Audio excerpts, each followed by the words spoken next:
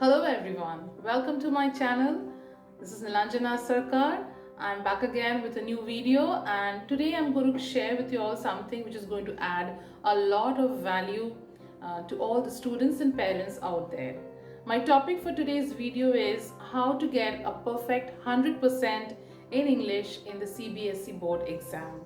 Let me give you a brief introduction about myself. Myself Nilanjana Sarkar. I'm an English trainer and coach. I have worked as a CBSE evaluator and examiner in the past. I've been teaching students for more than a decade. I felt that I should really share some of the techniques which will add a lot of value to you and give you clarity regarding that is it really possible to get 100% in English in the board exams or not.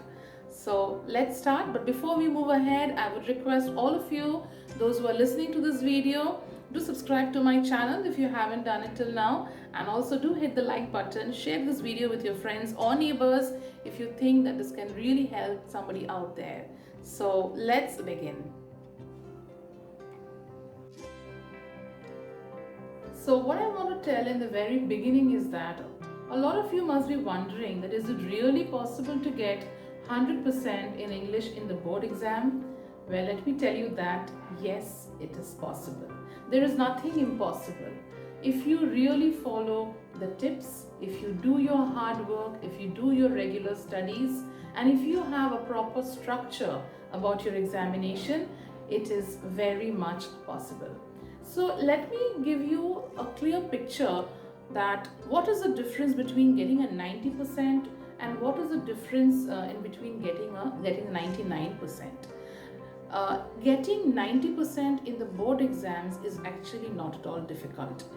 Any child with average intelligence, if he does a lot of hard work, if he completes his studies in a regular manner, he or she can get a 90%.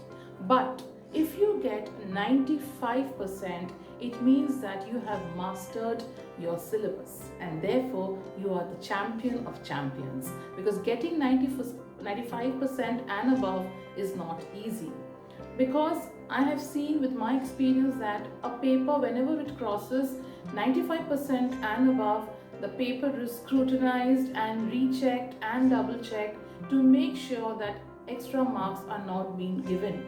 Okay, so anybody who crosses beyond 95 has mastered the syllabus and really put a lot of hard work and effort throughout the year. So that was the first thing what I wanted to tell you. And the second thing is, actually there is nothing impossible in this earth. If you really put in your hard work, if you really put in your effort, your efforts will be visible and you will get 100% in your subject if you have a complete pattern of studies and if you do your regular studies. Now let me come to my paper, which is English. I have seen students trying to understand that how is it possible to get 100%.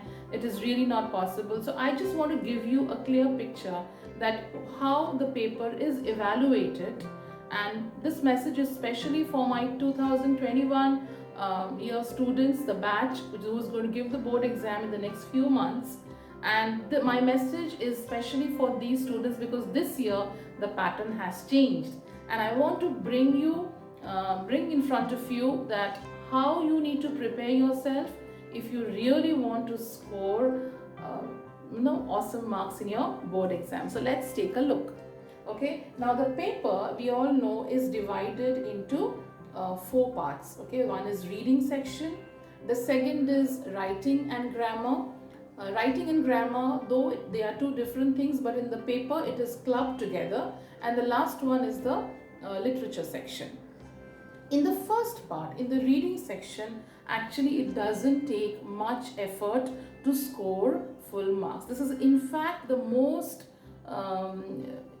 easiest part actually in the paper, where children, if they have good comprehension skills, if they understand English, they can score really well in this part.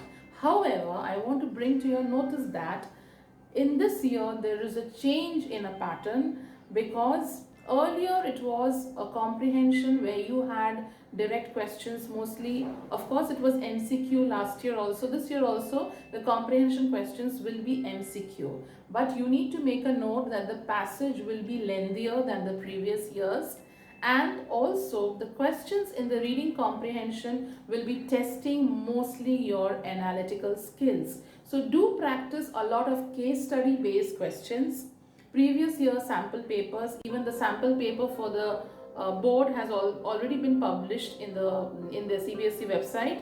So do visit that website, download the sample paper and solve it at your place. Okay. Next thing is, that was all about the reading comprehension. It consists of 20 marks. The next thing is your writing and grammar. Okay, in your writing skill you need to prepare analytical paragraph and formal letter. Now analytical paragraph is again a new concept which has been introduced. Analytical paragraph will actually ask you to read and interpret a graph in your own way. Okay, now the way how to do it I have discussed in one of my videos already, and I'm going to do a detailed video on that. If you really seek help in this, you can put it in the comment section. Now what is exactly asked in the writing skill? First of all, you should be very clear with your format. You should not be confused with your format. When it comes to a letter, when it comes to an analytical paragraph, the format and structure of your writing skills should be perfect. And whenever we are evaluating a writing skill based answer, we actually do it in three ways. The first is the format, the second is the content, and the last is your accuracy or fluency. So format means, of course, how do you write a letter, how do you start, where do you put the address, how do you end the subscription, everything. And when it comes to the content means, were you able to convey your ideas with clarity, were you able to state all the relevant points that were asked in the question. And last part is the accuracy. Accuracy means how fluent you are in your language, okay, whether you are making grammatical mistakes in your sentence constructions or not. All these things are checked in your accuracy and fluency of the language. Okay, next is your grammar. For the grammar, what you will do is you have to prepare all the basic concepts. All the basic concepts will be tested, and the ground rule is, the more you practice, you will be able to master that. So pick up a good grammar book, brush all your concepts that you have been learning since your lower classes. Concepts like tenses, determiners, modals, subject-verb agreement, reported speech, that is all they will be asking you. But you need to be very thorough with the concepts. Okay? Even in grammar, you will be asked multiple choice questions. So there will be options provided. You just need to take the correct option. The last part is your literature part. Now in literature part, how you need to prepare? You have to read the lessons thoroughly. You have to read the lessons completely in line by line, so that you don't have any confusion regarding what are the events happening in the story. But just by reading the lesson, it's not going to be sufficient. I would suggest you, for every lesson, prepare three kind of answers. One will be the summary of the lesson. The second will be the character sketches of the important characters. Of course, important characters means one or two characters, the primary characters. And lastly, you need to prepare one answer from every lesson about the values that you have learned. What is the message conveyed in the lesson? If you prepare these three kinds of answers from every lesson, honestly speaking, your job is done. You will be prepared to answer any kind of questions which will be given in literature. Because literature is not just content, it is again your analytical skills as well as your content which will be checked. Okay, so if you prepare yourself in these by following these patterns, remember that you are actually not very far from getting 100%. Last but not the least, what I want to tell you is, Remember, a student may get 99%, and that one, he or she may lose out in their writing skills, because that is where the examiner may not give you that 1 mark if your writing is not perfect.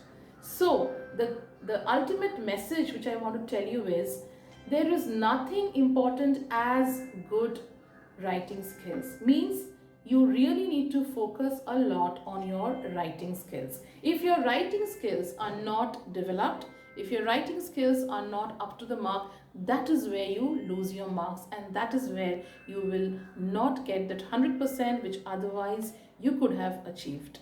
So I would request all of you to start your work in this manner. Have a routine for yourself.